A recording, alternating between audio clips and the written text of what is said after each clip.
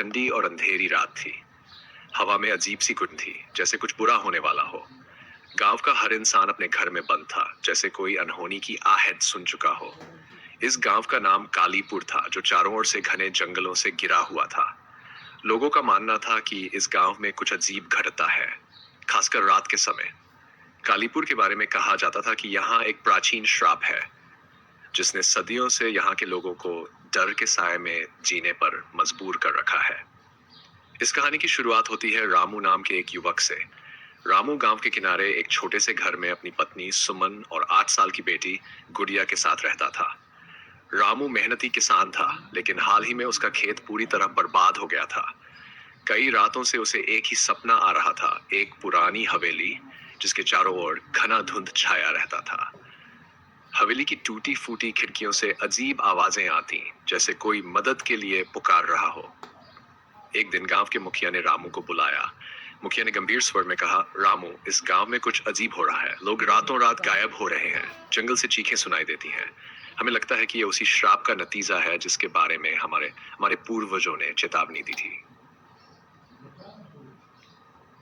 रामू चौंक गया। मुखिया जी, ये श्राप क्या है?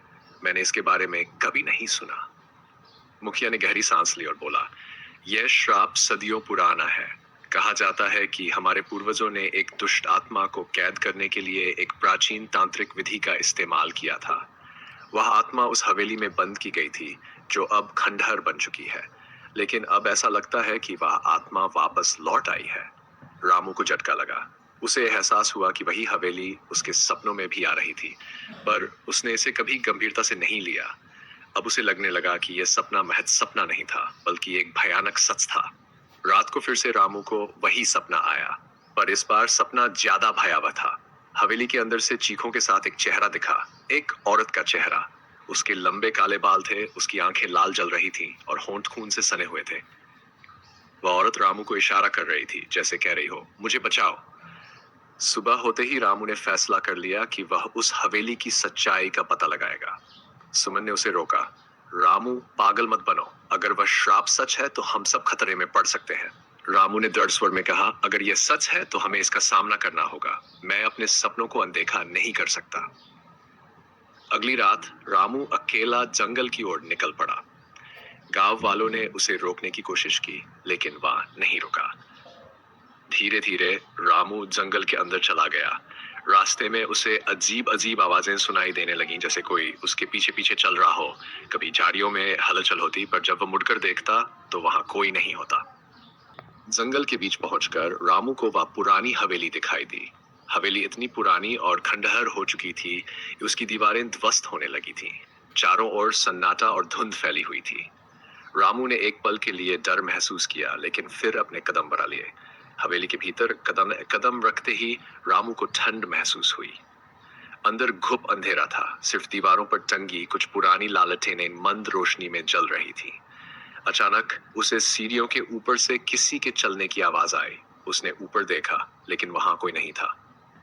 धीरे धीरे रामू ने सीढ़ियां चढ़नी शुरू की। हर कदम के साथ उसका दिल तेजी से धड़कने लगा। जैसे ही वह ऊपर पहुंचा, उसे एक कमरे का दरवाजा दिखा, जो आधा खुला हुआ था। उस दरवाजे के पास पहुंचते ही अचानक दरवाजा जोर से खुला और एक भयानक चीख के साथ एक साया बाहर निकला। वह साया उसी औरत का था जो रामू के सपनों में आती थी। उस औरत ने रामू को घूरते हुए कहा, तुम यहाँ क्यों आए हो? क्या तुम्हें नहीं पता कि इस जगह से कोई जिंदा नहीं लौटता? रामू ने कांपते हुए कहा, मैं जानना चाहता हूं कि तुम्हें किसने श्राप दिया। तुम क्या चाहती हो? औरत ने एक भयानक हंसी के साथ कहा, मुझे सदियों पहले इस हवेली में कैद किया गया था। मैं इस गांव की राजकुमारी थी, लेकिन मेरे ही अपनों ने मुझे धोखा दिया। उन्होंने मुझे जिंदा जला दिया, क्योंकि मैं उन पर विश्वासघात का आरोप लगाने वाली थी। मेरी आत्मा इस हवेली में कैद हो गई, और अब मैं तब तक चैन से नहीं रहूंगी जब तक मैं अपने साथ हुए अन्याय का बदला नहीं ले लेती। रामू को एहसास हुआ कि यह आत्मा एक प्रतिशोधी आत्मा थी, जो अपने साथ हुए अत्याचार का बदला लेना चाहती थी। उसने कहा, अगर मैं तुम्हें न्याय दिलाने में मदद करूं, तो क्या तुम इस गांव को छोड़ दोगी? औरत की आंखों में एक पल के लिए नरमी आई। उसने कहा, अगर तुम मेरे हत्यारों के वंशजों को मेरे पास लाओगे, तो मैं तुम्हें और तुम्हारे गांव को छोड़ दूंगी। लेकिन अगर तुम ऐसा नहीं कर पाए तो तुम भी मेरी तरह इस हवेली में कैद हो जाओगे। रामू ने सिर हिलाया और वापस गांव की ओर लौट आया। वह जानता था कि अब उसके पास ज्यादा समय नहीं था। उसने गांव के मुखिया और बाकी लोगों को सारी बात बताई, लेकिन कोई भी उसकी बातों पर विश्वास करने को तैयार नहीं था। मुखिया ने गुस्से में कहा, यह सब बकवास है। हम सदियों से इस श्राप के बारे में सुनते आ रहे हैं, लेकिन कोई इसे सच साबित नहीं कर पाया। तुम हमें डराने की कोशिश कर रहे हो। रामू को समझ आ गया कि गांव वाले उसकी बात नहीं मानेंगे, इसलिए उसने खुद ही फैसला किया कि वह उस आत्मा को न्याय दिलाएगा, चाहे उसकी जान ही क्यों न चली जाए। अगली रात रामू ने खुद से यह तय किया कि वह उस हवेली में जाकर उस आत्मा का सामना करेगा। उसने अपने परिवार को अलविदा कहा और जंगल की ओर निकल पड़ा। हवेली के पास पहुंचते ही उसे उसी औरत की आवाज सुनाई दी, तुम्हारा समय खत्म हो रहा है। क्या तुमने मेरा काम पूरा किया? रामू ने कांपते हुए कहा, मैंने कोशिश की, लेकिन गांव वाले मेरी बात मानने को तैयार नहीं है। औरत ने एक भयानक चीख के साथ कहा, तो अब तुम्हारी मौत तय है। रामू औरत की चीख से सहर उठा। हवेली में गहरा अंधकार था और उसे अपनी तेज होती सांसें महसूस हुई। उसने खुद को शांत करने की कोशिश की, लेकिन उसके पैरों के नीचे की जमीन कांपने लगी।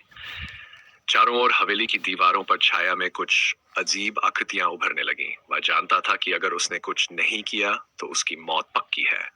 वह औरत धीरे धीरे उसकी ओर बढ़ने लगी। उसकी आंखों में एक अजीब सी चमक थी, जैसे उसने सदियों से सिर्फ प्रतिशोध का इंतजार किया हो। औरत के लंबे बाल हवा में लहराने लगे और उसकी आंखों से खून टपकने लगा। रामू को समझ नहीं आ रहा था कि वह क्या करे। वह जानता था कि इस श्राप का अंत सिर्फ औरत की आत्मा को मुक्ति देने से हो सकता है, लेकिन कैसे? औरत ने धीरे धीरे रामू के सामने आकर कहा, अब तुम भी उन्हीं की तरह मरोगे जैसे मेरे हत्यारे मरे थे। मैं तुम्हारी आत्मा को कभी चैन नहीं लेने दूंगी। रामू ने कांपते हुए कहा, तुम मुझसे जो चाहती हो मैं वो करूंगा, बस मुझे एक मौका दो। औरत की हंसी हवेली के अंधेरे में गूंज उठी। तुम जैसे कई लोग आए और गए, लेकिन कोई भी मेरी मदद नहीं कर सका। अब तुम्हें भी वही सजा मिलेगी जो उन्हें मिली थी। रामू की समझ में आ गया कि अब उसके पास सिर्फ एक ही विकल्प बचा था। वह झुकते हुए बोला, तुम्हें न्याय मिलेगा। तुम्हारे साथ जो हुआ मैं उसे समझ सकता हूँ। मैं तुम्हारी मदद करूंगा, लेकिन इसके लिए मुझे जानना होगा कि तुम्हारे साथ हुआ क्या था। औरत की आंखों में एक पल के लिए नरमी आई। उसने अपना चेहरा झुका लिया और बोली, सदियों पहले मैं इस गांव की राजकुमारी थी। मेरे पिता राजा थे और मुझे उनसे बेहद लगाव था, लेकिन मेरे ही परिवार के लोगों ने मुझे धोखा दिया। उन्होंने मेरे पिता की हत्या कर दी और मुझे इस हवेली में कैद कर दिया। मैं जानना चाहती थी कि मेरे पिता की हत्या क्यों की गई, और जब मुझे सच का पता चला तो उन्होंने मुझे जिंदा जलाने का फैसला किया। रामू को यह सुनकर झटका लगा। उसने पूछा, लेकिन तुमने इसके बाद क्या किया? औरत ने अपनी लाल आंखों से रामू को घूरते हुए कहा, मैंने बदला लिया।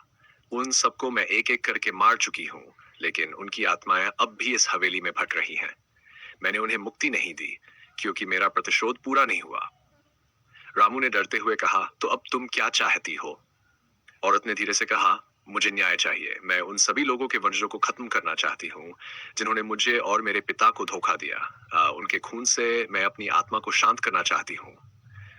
रामू को समझ आ गया कि वह किसी भयानक संकट में फंस गया है। अगर उसने कुछ नहीं किया तो औरत उसकी जान ले लेगी।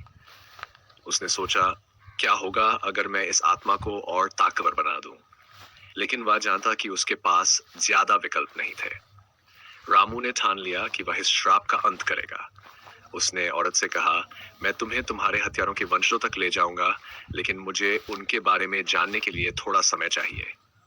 औरत ने उसे 1 सप्ताह का समय दिया। अगर तुम 1 सप्ताह में उनके नाम लेकर नहीं आए तो तुम भी इस हवेली का हिस्सा बन जाओगे, उसने चेतावनी दी। रामू गांव लौट आया। उसे अपने जीवन की सबसे कठिन चुनौती का सामना करना था। उसने अपने दोस्त मोहन से इस बारे में चर्चा की। मोहन ने कहा, यह बहुत खतरनाक खेल है रामू। अगर तुमने उसे उसके हत्यारों के वंशजों तक पहुंचने में मदद की तो वह पूरे गांव को खत्म कर देगी। रामू जानता था कि मोहन सही कह रहा था, लेकिन वह चुपचाप बैठकर अपनी मौत का इंतजार नहीं कर सकता था। उसने गांव के इतिहास को खंगालना शुरू किया। कई पुरानी किताबों और दस्तावेजों में उसे कुछ सुराग मिले। उसे पता चला कि उस समय के राजा के कुछ विश्वास पात्र मंत्री और सैनिक जो इस साजिश में शामिल थे, आज भी गांव में अपने वंशजों के रूप में मौजूद थे। रामू को उन वंशजों के नाम और घरों का पता चल गया, लेकिन अब उसके सामने सबसे बड़ा सवाल था, क्या वह उन्हें उस औरत के हवाले कर देगा? इसका मतलब था निर्दोष लोगों की मौत। रामू रात भर इस सवाल से जूझता रहा। उसने सपने में फिर से उस औरत को देखा जो उसे मारने की धमकी दे रही थी। अगली सुबह रामू ने गांव वालों को इकट्ठा किया और उन्हें सब कुछ बताया। कई लोग डरे हुए थे, लेकिन कुछ ने उसे पागल करार दिया। वे उसे धोखा देने और गांव में अफवाह फैलाने का आरोप लगा रहे थे। लेकिन रामू की बातों से मुखिया चिंतित हो गए। उन्होंने गांव के बुजुर्गों को बुलाकर इस समस्या का हल निकालने की कोशिश की। बुजुर्गों ने कहा, हमें उस श्राप का सामना करना होगा। हमें उस आत्मा को शांत करने का तरीका खोजना होगा। अगर रामू की बात सही है तो हमें किसी तरह उस आत्मा को उसकी मुक्ति दिलानी होगी, बिना और खून बहाए। अगले कुछ दिनों में रामू और गांव के कुछ बुजुर्गों ने तांत्रिकों और मंत्रों का सहारा लेने की योजना बनाई। उन्होंने पुरानी तांत्रिक विधियों का अध्ययन किया जो उस आत्मा को शांत करने में मदद कर सकती थी। अंत में उन्होंने एक विशेष अनुष्ठान करने का फैसला किया जो उस औरत की आत्मा को मुक्ति दिला सकता था। आखिरकार वह दिन आ गया जब रामू को फिर से उस हवेली में जाना था। वह गांव के कुछ बुजुर्गों और तांत्रिक के साथ वहां पहुंचा। हवेली के अंदर वही भयानक सन्नाटा था। उस औरत की आत्मा फिर से प्रकट हुई और उसने क्रोध में कहा, तुमने मेरे लिए क्या किया? क्या तुम मेरे हत्यारों के वंशजों को लेकर आए हो? रामू ने कांपते हुए कहा, हम तुम्हें मुक्ति दिलाने आए हैं। हमने एक अनुष्ठान तैयार किया है जिससे तुम्हारी आत्मा को शांति मिल सकती है। तुम अपने प्रतिशोध से मुक्त हो जाओगी और इस दुनिया से जा सकोगी। औरत ने जोर से हंसते हुए कहा, तुम क्या सोचते हो? मैं प्रतिशोध नहीं चाहती, मैं सिर्फ खून चाहती हूँ। रामू ने गांव के तांत्रिक से कहा, अब अनुष्ठान शुरू करो। तांत्रिक ने मंत्रों का जाप करना शुरू किया और हवेली के चारों ओर धुंध छाने लगी। जैसे जैसे मंत्रों का जाप बढ़ता गया, उस औरत की चीखें तेज होती गई। उसकी आंखों से आग की लपटें निकलने लगीं और उसने हवेली को हिलाना शुरू कर दिया। हवेली की दीवारें दरकने लगीं, लेकिन तांत्रिक ने मंत्रों का जाप नहीं रोका। रामू और बाकी लोग डर के मारे पीछे हटने लगे, लेकिन तांत्रिक ने कहा, अगर हम अब रुके तो यह आत्मा हम सबको मार डालेगी। आखिरकार एक जोरदार चीख के साथ औरत की आत्मा हवेली के अंदर से गायब हो गई। हवेली में एक बार फिर सन्नाटा छा गया। सबने चैन की सांस ली। तांत्रिक ने कहा, यह आत्मा अब मुक्त हो चुकी है। यह श्राप अब खत्म हो गया है। रामू ने राहत की सांस ली, लेकिन वह जानता था कि यह अनुभव उसके जीवन का सबसे भयानक अनुभव था। उसने अपनी जान बचा ली थी, लेकिन उसे यह भी एहसास हुआ कि उसने गांव को एक भयानक श्राप से मुक्त किया है। कालीपुर गांव में फिर से शांति लौट आई, लेकिन रामू को अब भी कभी कभी रात में उन चीखों की आवाज सुनाई देती थी। हवेली अब भी वहीं खड़ी थी, लेकिन अब वहां कोई नहीं जाता था। लोग मानते थे कि वो औरत अब पूरी तरह शांत हो चुकी है, लेकिन कुछ लोग आज भी कहते हैं कि हवेली के पास से गुजरने पर उन्हें किसी की घूरती हुई आंखों का एहसास होता है। शायद कुछ आत्माएं कभी पूरी तरह से मुक्त नहीं होती।